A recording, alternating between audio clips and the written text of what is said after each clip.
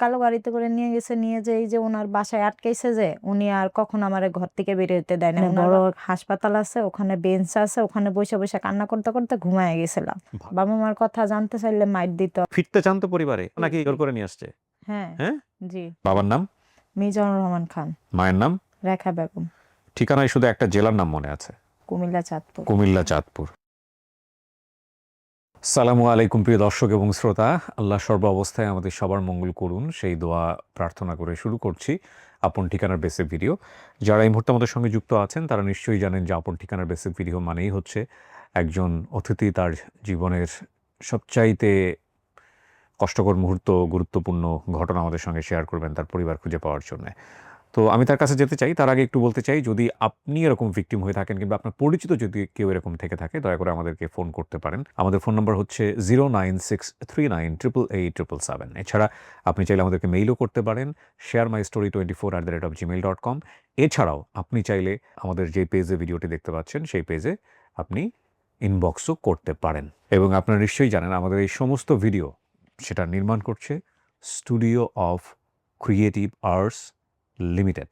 পিছনে একদম বড় করে লিখে দেওয়া আছে, এবং আমাদের তো লোগোই আছে, একটা প্লে বাটন লোগো যেখানে 3টা কালার। সেটা নিয়ে সময় পেলে হয়তো কোনো একদিন কথা বলবো যে কেন 3টা কালার রাখা হলো এবং কেন প্লে বাটন করা হলো। এটা ডেসক্রিপশন হয়তো বা একটা সময় আমি আপনাদেরকে দেব, কারণ এটা আসলে গণমানুষের এন্টারটেইনমেন্ট বা গণমানুষের প্রতিষ্ঠান আমি মনে করি। তো সেই জায়গা থেকে এই আমি কখন কি করেছি না করেছি সবকিছু আপনাদেরকে জানিয়েছি, তো সেই জায়গা থেকে জানানোর প্রয়োজন আছে মনে করছি। আজকে যিনি আমার সঙ্গে আছে তার সম্পর্কে একটু জানার চেষ্টা করি। আপনার নাম? ফাতেমা আক্তার মনি। ফাতেমা আক্তার মনি। এটা কি আপনার বাপ মায়ের দেয়া নাম? তা বলতে পারবো না, আমি বয়স বোঝার পর থেকে এটাই শুনি। এটাই শুনেছেন। আপনার বাবার নাম? মিজানুর রহমান খান। মায়ের নাম? রেখা বেগম। ঠিকানায় শুধু একটা জেলার নাম মনে আছে, জি। কোন জেলা? কুমিল্লা। চাঁদপুর লিখছেন আপনি এখানে? এই তো কুমিল্লা চাঁদপুর। কুমিল্লা চাঁদপুর। হ্যাঁ। ছোটবেলায় কি হয়েছে শুনি একটু। আপনার সবকিছু মানে ইস্তেমার মাঠ যেমন না, ওরকম করেই সবকিছু গোল করা, কিন্তু আশেপাশে সেরকমই আমাদের একটা ঘর ছিল, বিল্ডিং ঘর ছিল আর কি। 3 তলা না কয়তলা সেটা মনে নাই, কিন্তু আগেরকার বসার জন্য সিঁড়ি দেয়, এর সাথে একটা কামরাঙ্গা গাছ আছে সেটা মনে আছে। কিন্তু বাবা পুলিশ না হাবেলদার জানি না, কিন্তু ওরকম ড্রেসই পরতো। তো সেদিন আবার বাবা ভাত নিয়ে যায় নাই, তো আমরা 2 ভাই বোন ভাত দিতে গেছিলাম। যে আপনার ওই পুকুর আছে, ঘাটলায় বসেছিলাম, ভাইয়ের সাথে টাকা দিছিল, আপনার টাকা নিয়ে দোকানে গেছি, তো মজা কিনছি, ভাইয়ের সাথে ঝগড়া করে আর আমি আর ভাত নিয়ে যাইনি। ওখানে বড় হাসপাতাল আছে, ওখানে বেঞ্চ আছে, ওখানে বসে বসে কান্না করতে করতে ঘুমায় গেছিলাম। ভাত কোথায় নিয়ে যেতেন? বাবার কাছে? হ্যাঁ, আমি কখনো নিয়ে যাইনি, মানে ওদিনই ফার্স্ট ছিল। নিয়ে যাওয়ার জন্য কথা বলছে কে? বলছে আপনার মা বলছে? হ্যাঁ হ্যাঁ। টিফিনটার বাড়ি কি করছেন? টিফিন কারি বাটি আমার ভাইয়ের হাতেই ছিল। আচ্ছা, তারপর? ওখানের বড় নার্স, উনি আইসা আমাকে পানি দিয়া জাগাইছে, জাগাইয়া বলতেছে কি বড় হইছে? নার্স? ওই পরে নার্স আইসা আমাকে জাগাইলো, বললো কি হয়েছে? পরে বললাম আমি বাবা মার কাছে যাব। উনি বললো আচ্ছা ঠিক আছে নিয়ে যাব। পরে ওইটা বললো ওনার অফিস রুমে নিয়ে গেছে, নিয়ে যায় ওনার যখন আবার ছুটি হয়েছে তখন ওনার কাছেই রাখছে। ছুটি হইলে উনি একটা কালো গাড়িতে করে ওনার বাসায় নিয়ে গেছে। নার্সের নামটা কি ছিল? নাম তো মনে আচ্ছা, নাই ওনার। হাসপাতালের নামটা মনে পড়ে? না না। এটা হাসপাতাল ছিল আপনি জানেন আশেপাশে? হ্যাঁ। আশেপাশে আপনাদের বাড়ি ছিল? মেডিকেল বললাম, পুকুর বললাম, এগুলি সব আশেপাশেই। এটা কুমিল্লার চাঁদপুরের ঘটনা? হ্যাঁ। তারপর? কালো গাড়িতে করে নিয়ে গেছে, নিয়ে যে এই যে ওনার বাসায় আটকাইছে, যে উনি আর কখন আমার ঘর থেকে বের হইতে দেয় না। ওনার বাসায় যদি কোনো আত্মীয় স্বজন আসতো বা কোনো লোকজন আসতো, উনি আমারে চিপা চাপায় লুকায় রাখতো। তার মানে উনি আলটিমেটলি ওনাকে ব্যবহার করেছে। বাবা মার কথা জানতে চাইলে মাইর দিত। আবার ওনারও 2 ছেলে, 1 মেয়ে 1 ছেলে ছিল। কি করাইতো আপনাকে ওখানে নিয়ে গিয়ে? কাজ করাইতো। আচ্ছা। ওনার একটা পাগল বোন ছিল, ওই বোন ওই ছেলে মেয়েকে দেখতো আর আমাকে দিয়ে কাজ করাইতো। কাজ যদি না পারতাম কথায় কথায় মারতো। আমার অনেক শরীরে অনেক মায়ের দাগ আছে। উনি কি কাজ করাইতো আপনাকে দিয়ে? ছোট একটা যেমন ঘরের কাজ। আপনি কি লেখাপড়া করতেন ওই না সময়টাতে? না, লেখাপড়া আমি তো লেখাপড়া, ওনার ছেলে মেয়ে যদি পড়তো, সামনে যদি যাইতাম তাহলে আরো বেশি মাইর দূর করতো। কেন গেছো সেখানে? হ্যাঁ, ওখানে কেন গেছি, লেখাপড়া নাকি খেয়ে ফেলমু এসে, এগুলি মানে অন্য ধরনের ভাষা দিয়ে কথা বলতো আর কি। আচ্ছা।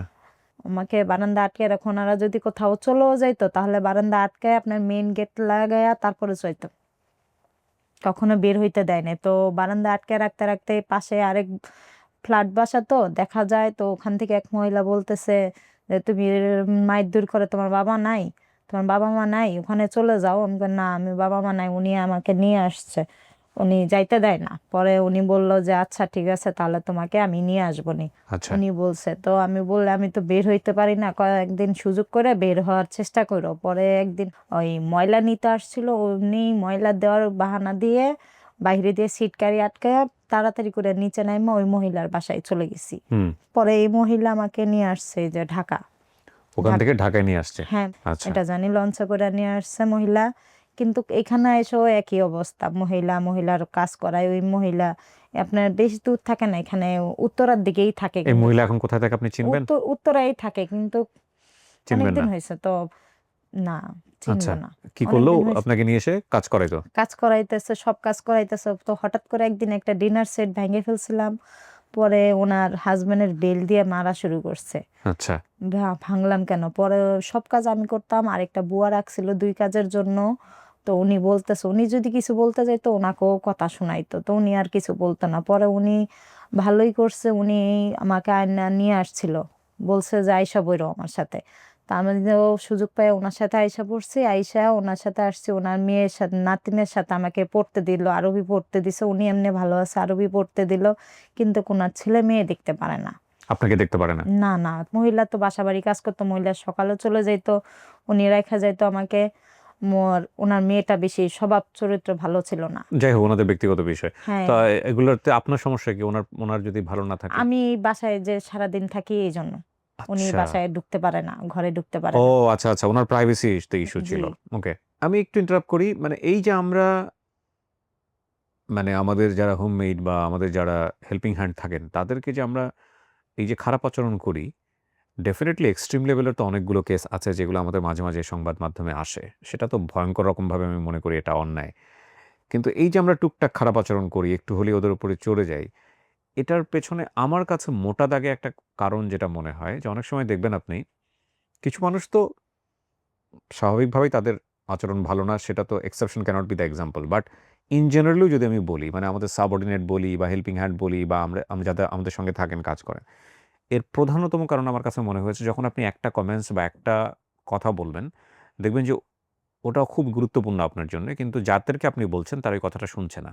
একবার দুইবার তিনবার চারবার পাঁচবার বলার পরে গিয়ে অনেক সময় মানুষ লাউড হতে থাকে লাউড হতে হতে অনেক বেশি অ্যাংরি হয়ে যায় এটা একটা রিজন আরেকটা রিজন যেটা আমার কাছে মনে হয় সেটা হলো যে আমরা আসলে আমাদের এই যে সারাদিন বিভিন্ন রকমের কাজের মধ্যে থাকি একটু করে ডিসঅ্যাপয়েন্টমেন্ট হতে অনেক বড় ফ্রাস্ট্রেশন আমাদের মধ্যে জড়ো হয় এবং স্বভাবতই হিউম্যান নেচার হচ্ছে মানুষ কিন্তু সবার কাছে ফ্রাস্ট্রেশন এক্সপ্রেস করতে পারে না কম্পারেটিভলি যে মানুষের উইকনেসগুলোকে সে আইডেন্টিফাই করতে পারে এবং যেখানে একটা মানুষের স্ট্রেংথগুলোকে সে বুঝে ফেলতে পারে যে এই মানুষের সাথে যদি আমি কোনো খারাপ আচরণ করি তাহলে ওর স্ট্রেংথ এতটুকুই এর বাইরে সে কোনো কিছু করতে পারবে না সেখানে গিয়ে সে আউটব্রাস্ট হয় তো সেই ক্যাটাগরিতে ডেফিনেটলি যারা হেল্পিং হ্যান্ড থাকে তারা অত্যন্ত দুর্বল প্রকৃতির মানুষ তারা কোথাও বলতে পারে না কিছু করতে পারে না তাদের রাইট চাওয়ার কোনো অধিকার নাই প্রতিবাদ করতে পারে না এবং এই জন্য দেখবেন যে তাদের উপরে গিয়ে এই ফ্রাস্ট্রেশন বা এই ধরনের অ্যাংজাইটিগুলো অনেক বেশি পরিমাণে এক্সপ্রেস হয় এটা শুধুমাত্র হাউস হোল্ডে না এটা আমাদের পুরো স্টেট সিস্টেমের মধ্যেও আছে এবং একটা সহজ উদাহরণ দিলে আপনারা রিলেট করতে পারবেন রিক্সাওয়ালার সাথে যখন আপনি খারাপ আচরণ করেন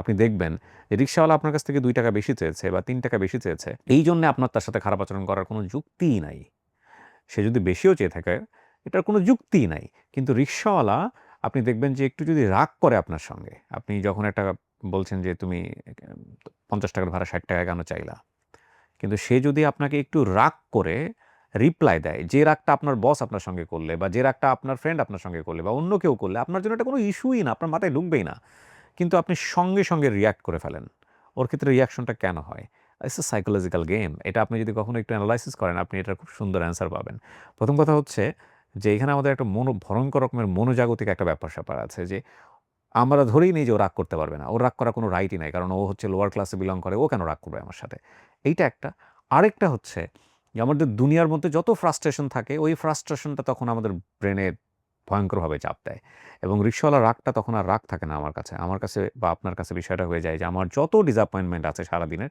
সব কিছু এক্সপ্রেসের জায়গা এবং ওই যে বললাম যে যখন এই জিনিসগুলো এক্সপ্রেস করে ফেললে আর কোনো দায় থাকবে না কাউকে রাগ দেখিলে সে কোনো রিটার্ন দিতে পারবে না কোনো রিপ্লাই দিতে পারবে না তখন রাগ প্রকাশটা অনেক বেশি ইজি হয়ে যায় অ্যান্ড ডেফিনেটলি এটা অন্যায় তো এই যে আমি এত বেশি এই ধরনের ইন্টারভিউ করেছি আমার কাছে মনে হয়েছে যে এইগুলো আসলে একটা অনেক বড় রিজন হ্যাঁ এবং আপনি দেখবেন যে যারা আসলে মাঝে, মাঝে আমরা ২-১ টা কেস যখন এরকম পাই যে একটা বাচ্চা ঘর থেকে বের হচ্ছে, তার হাতে, পায়ে সমস্ত জায়গায় দাগ, পোড়ানো খুন্তির দাগ। আপনার কি মনে হয় যে শুধুমাত্র এটা ওই বাচ্চার অপরাধ বা বাচ্চা যেগুলো কাজ করতে পারে নাই সেটার কারণে এটা হয়েছে? নো। যেই ভদ্রমহিলা বা যেই ভদ্রলোক ওই বাসার মালিক বা কর্তা যারা এই আচরণটা করেছেন, তাদের দুনিয়ার সমস্ত রকমের ফ্রাস্ট্রেশন, সমস্ত রকমের ডিসঅ্যাপয়েন্টমেন্ট সবকিছু এই বাচ্চার উপর দিয়ে তারা তুলেছেন। যে কারণে বাচ্চার এই অবস্থা হয়েছে। আপনি স্টাডি করে দেখতে পারেন। বড়, বড় সাইকিয়াট্রিস্টের সঙ্গে কথা বলে দেখতে পারেন। It is absolute truth. এবং এগুলা বন্ধ করার চ্যানেল আছে। যদি আপনি রিজনটা জানেন তাহলে ডেফিনিটলি নিজে থেকে কিওর হওয়া যায়। ওকে। তারপর আপনি কি করলেন ওখান থেকে? তারপর উনি বলল যে আমি তো তোমাকে আর রাখতে পারবো না, তো কি করব? তখন বয়স আমি কত? তখন আমি বুঝি, বোঝেন, আচ্ছা, ওকে। বুঝি। হুম, পরে পাশের আরেক মহিলা আছে, উনি এখনো আছে, ওনার খোঁজ নিলে এখনো পাওয়া যাবে। হুম। উনি নিল, উনি নিয়ে রাখলো ভালোই। উনি, ওনার মেয়ে আছে, মেয়ে আদর করে, সবাই আদর করে। পরে হঠাৎ করে বলতেছে তোমাকে বিদেশ পাঠাইয়া দিব। তো আমি বললি না, আমি তো বিদেশ যাব না, আমি বিদেশ যাব না। বিদেশ না গেলে তাহলে তুমি কি করবে, তোমার আচ্ছা, কত আপনার দিন কখনো মনে হয় নাই ওই মহিলাকে বলে যে আপনি আমাকে কোথা থেকে নিয়ে আসছিলেন, যে মহিলার কাছ থেকে নিয়ে আসছিলেন চাঁদপুর থেকে, ওই মহিলার ঠিকানাটা আপনি বের করে দেন? বা যে জায়গা থেকে আপনি নিয়ে আসছেন ওই জায়গাটা আপনি বলেন। ওখানে গেলে তো আমি আমার বাপ মায়েরে পেয়ে যাই। এটা তো সাধারণ বুদ্ধির বিষয়। না, ওখান থেকে তো আমি, এই মহিলা তো মারধর করলো, আইসেই বললাম না, পরে ওটা তো আপনি এসে পড়ছেন ঠিক আছে। কিন্তু ওইটা এইখানেই যে আপনার বাড়ি, এটা তো বোঝার বিষয় ছিল। যার কাছে ছিলাম উনি কাছে বললেই তো উনি আমাকে ধরে মারছে। সেটা তো ১ম মহিলা। হ্যাঁ, কিন্তু ২য় যে মহিলা উত্তরাতে নিয়ে আসলো, জি, ওই ২য় মহিলা তো ওই যে জায়গা থেকে নিয়ে আসছে আপনাকে, সে তো পাশের ফ্ল্যাটেই ছিল আপনি বলতেছিলেন। হ্যাঁ, ও তাহলে পাশের এট লিস্ট ওই ফ্ল্যাটেই জায়গা, ছিল, ওনার ভাইয়ের বাসায় বেড়াইতে রাইট, গেছিল। তাহলে এট লিস্ট ওই জায়গাটা তো উনি বলতে পারে যে কোথা থেকে নিয়ে আসছে। সেটা তো বলতে পারবো না, ওই মহিলা এখন আছে কিনা তাও তো না, বলতে এই পারবো বুদ্ধিটা আপনার খাটানোর প্রয়োজন ছিল। না। আপনি যদি সেটা তো, তাকে বলতেন তাহলে এট লিস্ট ওই মহিলার সন্ধান না পেলেও আপনাকে যেখান থেকে নিয়ে আসছে সে কথাটা সে বলে দিতে পারত। আর ওই এলাকায় গেলে আপনি ওই মহিলাকে খুঁজে পেতেন বা ওই হাসপাতালটা খুঁজে খুঁজে পেতেন। হাসপাতাল খুঁজে পেয়ে বড় নার্সকে খুঁজে বের করতে পারতেন। বড় নার্সকে খুঁজে পেলে বড় নার্স ঠিকই পুকুরঘাট দেখাই দিত। আর পুকুরঘাটের আশেপাশে ওনার বাড়ি ছিল, আপনি সোজামতো বাড়িটা খুঁজে বের করতে পারতেন। না এমন তো হয় না, তখন তো অত বুঝি নাই। বোঝেন নাই? জি, কোন সহজ, কিন্তু খুব সহজ নয় জিনিসটা, হুম, জটিল হয়ে গেছে। হ্যাঁ, তো তারপরে কি হলো? বিদেশ যাওয়ার কথা বলল। হ্যাঁ, বিদেশ যাওয়ার কথা বললো। পরে বললাম না, আমি বিদেশ যাব না। পরে বললো তাহলে আমরা তো আর রাখতে পারবো না, তুমি বিদেশ যাবে না, যাও, আমি অ্যাকাউন্ট করে দেবো, টাকা পাঠাইবা, সমস্যা নাই, ভবিষ্যৎ হইব। আমি বললাম না, আমি যাব না। পরে ওনাদের এক পার্লারের সাথে পরিচিত ছিল, পরে হুম, বললাম তাহলে আমাকে পার্লারে দিয়ে দেন, আমি পার্লারেই কাজ করবো, পার্লারেই থাকবো। হুম। তারপরে থেকে আবার পার্লারে দিল। ওনাদের সাথে এখনো যোগাযোগ আছে, আসে আমাদের বাসায় আসে, আমিও যাই, ভালোই আছে। 6-7 বছর ওনার কাছেই ছিলাম, ওনার থেকে থাইকা এই যে আমার হাজবেন্ডের সাথে দেখা হইলো, তারপর ওনার সাথে রিলেশন হইলো, বিয়ে শাদী হইলো। সংসার এখন, করতেছেন। হ্যাঁ, এখন ছেলে মেয়ে আছে? এখানে, হ্যাঁ, 2 আপ মেয়ে 1 ছেলে। মাশাআল্লাহ। আপনি এখানে আসছেন, আপনার হাসব্যান্ড অনুমতি দিয়েছে আপনাকে? হ্যাঁ, আমার হাজবেন্ডই অ্যাড দিছে। ও মানে হাসব্যান্ডই খোঁজ দিয়েছে অনুষ্ঠানের? হ্যাঁ, হ্যাঁ, আমার হাজবেন্ড আরেকবারও দিছিলাম আপনার, তখন বাচ্চারা ছোট ছিল, তখন আর আসা হয় কোনো না। এখন আসা হয়নি। আবার কোরবানি ঈদের দিন বাড়িতে গেলাম, তারপরে আমার ভাইগনা দিল, তারপরে আবার আসা হইলো আর কি। আচ্ছা। তো এখন বাবা-মাকে দেখলে কি আপনি চিনবেন? কারো কিছু মনে পড়ে? আমার তো কিছুই ছোট মনে পড়ে। থাকতে হারাইছে, অত স্মরণ নাই। তাহলে আপনি, আপনাকে যদি এখন এসে কেউ দাবি করে এসব তথ্য মিলে গেলে, আপনি কিভাবে তাকে মানবেন? কিছুই তো মনে নাই আপনার। বলতে পারবো না। আপনি তো মানবেনও না আমার ধারণা। আপনার বাবা যদি মিজানুর রহমান খান আসে বা আপনার মা যদি রেখা চলে আসে, আপনি যে ভাইয়ের কথা বলছেন সে ভাইও যদি আপনার জন্য আসে, সবকিছু মিলে যায়, আপনি কি করবেন? ছোটবেলার কোনো ঘটনা কি মনে আছে বাপ মায়ের সাথে? কোনো কিছু কি মনে পড়ে? কোনো কিছুই মনে আপনার পড়ে না। কপালের এই দাগটা কিভাবে হয়েছে? এটা কি হারার বলতে পরে? পারবো না, আমি আর কি মাইরা করছে না কি করে করছে বলতে পারবো না। মানে শরীরে অনেকই দাগ আছে আমার। এটা কি আপনার এই হারিয়ে যাওয়ার আগে ছিল না হারানোর পরে? বলতে পারবো না। ছোট এটাও বলতে পারবেন না, না? ছোট, একবারে ছোট থাকতে হারাইছি, তো তখন তো অত স্মরণ নাই। স্মরণ নাই। ঠিক আছে। ১ম কথা হচ্ছে যদি কিছু মিলেও যায়, তাহলে আমাদের যেটা করতে হবে, উনার যদি স্মৃতিতে না থাকে, উনি সমস্ত কিছু দেখে শুনে বুঝে হয়তোবা একটা সিদ্ধান্ত দেবেন। বাট একটা রাস্তা তো তৈরি হবে তার পরিবারে ফেরার। সুতরাং আপনারা দয়া করে ভিডিওটা শেয়ার করেন। এটা হচ্ছে ১ম কথা। প্লাস হচ্ছে যদি কোনো গ্রুপ পাওয়া যায়, চাঁদপুর এবং কুমিল্লার কোনো গ্রুপ পাওয়া যায়, ফেসবুক গ্রুপ, সেখানে গিয়ে আপনারা শেয়ার করতে পারেন। আর আপনার এই ভিডিওটা প্রচার হতে, হতে আপনি একটু বসে, বসে মনে করার চেষ্টা করেন যে বাপের সাথে কোনো ঘটনা আছে কিনা, মায়ের সাথে কোনো ঘটনা আছে কিনা। ছোটবেলায় অনেক সময় হয় কি আমরা মনে করি যে আমাদের কিছু মনে নাই। বাট আল্লাহর কাছে চাইলে আল্লাহ অনেক মিরাকল ঘটায় দিতে পারেন। হ্যাঁ? আপনি যদি একান্ত মনে চাইতে থাকেন যে, "না, আমাকে কিছু একটা মনে করাই দাও, করাই দাও, করাই দাও।" এবং দেখবেন যে সে ব্রেনের মধ্যে কিছু না কিছু হচ্ছে। কিছু না কিছু মনে পড়ে গেছে। যদি আপনি নেক মনে চান তো। ঠিক আছে? আর যদি মনে পড়ে যায় তাহলে আপনি কাউকে এটা বলবেন না। আপনি যেটা করবেন, আমরা যাদেরকে নিয়ে আসবো এখানে যদি সুযোগ দেয় আল্লাহ, সবাইকে তো পারি না, মাঝে মধ্যে ২-১ জনকে পারি। তো যদি সুযোগ দেয়, যদি আসে আর এরকম কিছু মনে পড়ে, তাহলে আপনি পরীক্ষা নেবেন। যেই ঘটনা আপনার বাবা জানে, যেই ঘটনা আপনার মা জানে, যেই ঘটনা আপনি জানেন, সেটা তার কেউ জানে না ছোটবেলায় এমন কোনো কিছু ঘটছে। ঠিক আছে? পরীক্ষা নেবেন, দেখবেন যদি তারা বলতে পারে, তাহলে এটাই আপনার বাপ মা। ঠিক আছে? এভাবে প্রিপারেশন নিয়ে আসেন। এমনি ফিরতে চান তো পরিবারে? ইচ্ছা আছে তো জি, নাকি জামাই জি। জোর করে নিয়ে আসছে? হ্যাঁ, হ্যাঁ? জি। জামাই কি জোর করে নিয়ে আসছে? না, না, না। আপনার নিজের ইচ্ছা আছে? হ্যাঁ। প্রিয় দর্শক এবং শ্রোতা, চলুন আমরা ভিডিওটা শেয়ার করি। একটা ভালো সংবাদের প্রত্যাশা আমরা শেষ করছি। আসসালামু আলাইকুম।